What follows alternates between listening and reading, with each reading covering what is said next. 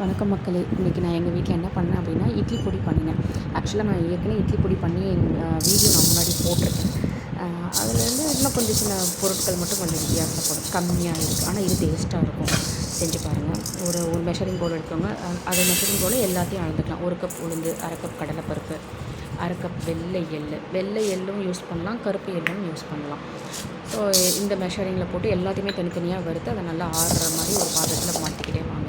அதுக்கப்புறம் காரத்துக்கு ஏற்ற மாதிரி 10 வரமிளகா. இது வந்து மீடியமான டேஸ்ட்டில் இருக்கும், காரத்தில் இருக்கும். அதனால் நான் ஒரு 10 எடுத்துக்கிட்டேன். அதுக்கப்புறம் பூண்டும் சேர்த்துக்கலாம். அப்படி இல்லைன்னா பெருங்காயத்தூளும் சேர்த்துக்கலாம். இந்த தடவை நான் பெருங்காயம் தான் சேர்த்துருக்குறேங்க.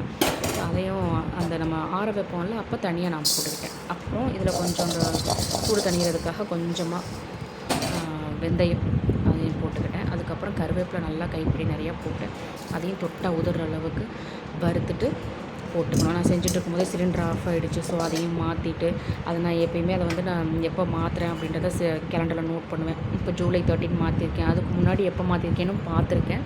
அது மே 15 மாற்றிருக்கேன். அதையும் செக் பண்ணி பார்த்துட்டேங்க. ஸோ இந்த வேலையிலே நான் என்ன பண்ணிட்டேன் அப்படின்னா, சீரகமும் மிளகும் வறுக்க மறந்துட்டேன். அதுக்கப்புறம் அதை தனியாக வறுத்து அதையும் அரைச்சி எல்லாத்தையும் சமமாக கலந்து வச்சுக்கிட்டேன் ஃப்ரெண்ட்ஸ். ஸோ இது வந்து ரொம்ப உண்மையிலே டேஸ்டியாக இருந்தது. நான் முன்னாடி போட்டுக்க வீடியோவில் பார்த்திங்கன்னா இன்னும் கொஞ்சம் எக்ஸஸாக பொடியெல்லாம் பருப்பெல்லாம் சேர்த்துருக்கேன். இது வந்து இவ்வளோ தான். கல்லுப்பையும் அதிலே வறுத்து நம்ம கொட்டி அரைக்கிறப்போ இன்னும் டேஸ்ட்டாக இருக்கும். நல்லாவே டேஸ்ட்டாக இருந்தது. கமகமன் வாடை.